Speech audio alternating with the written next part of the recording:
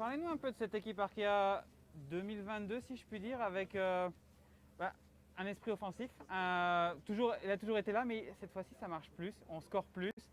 Il y a eu un maillot de leader World Tour dans l'équipe. Qu'est-ce qui se passe cette année vraiment?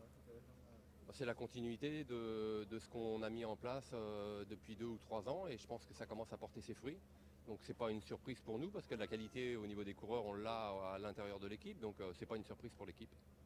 Et aujourd'hui, comment on va essayer de prendre avantage de ça, sachant qu'il y a un terrain qui peut être favorable à l'offensive, il y a aussi le temps, qu'il y a quelque chose à faire aujourd'hui. Ça c'est la course qui va le dire, hein. Je suis pas là pour dévoiler ce qu'on va mettre en place aujourd'hui. Comme je l'ai dit, je l'ai déclaré hier, j'ai dit la course elle se terminera dimanche quand on passera la ligne à Montjuïc. Mais entre dimanche le dernier tour et maintenant il peut se passer beaucoup de choses et il va se passer beaucoup de choses. Sans dévoiler votre tactique, aujourd'hui inclus parce que vous n'êtes pas les seuls aussi à courir après ce classement général, il y a d'autres coureurs qui sont placés. Vous pensez que ça peut être un terrain pour tout le monde pour attaquer? C'est une course où il va se passer forcément des choses, ne serait-ce que par rapport à la météo, qui va être un élément déterminant aujourd'hui, mais pas que. Donc ouais, il faut s'attendre à ce qui est de la course aujourd'hui.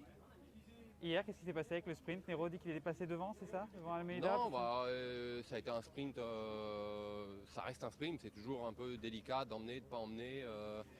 Maintenant on est battu, troisième, j'ai été voir les images, il n'y a pas de doute là-dessus.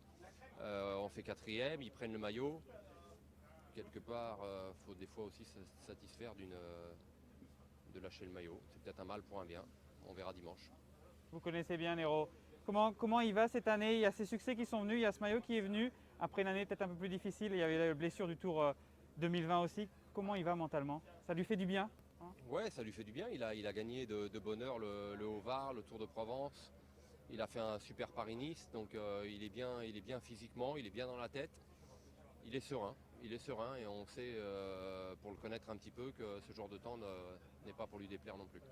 Ça lui remet en tête que ça peut être un leader qui peut gagner des grandes courses ou il l'a jamais perdu de vue? Non, il l'a jamais perdu de vue et je pense qu'il est encore plus motivé cette année avec son début de saison pour la suite de la saison.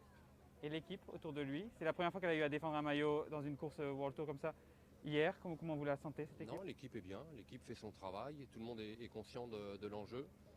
Et je pense que si on continue dans cette dynamique, les garçons ont largement les moyens et la capacité de jouer avec les autres équipes World Tour. Merci Yvan. Merci. Eh bien, Simon 9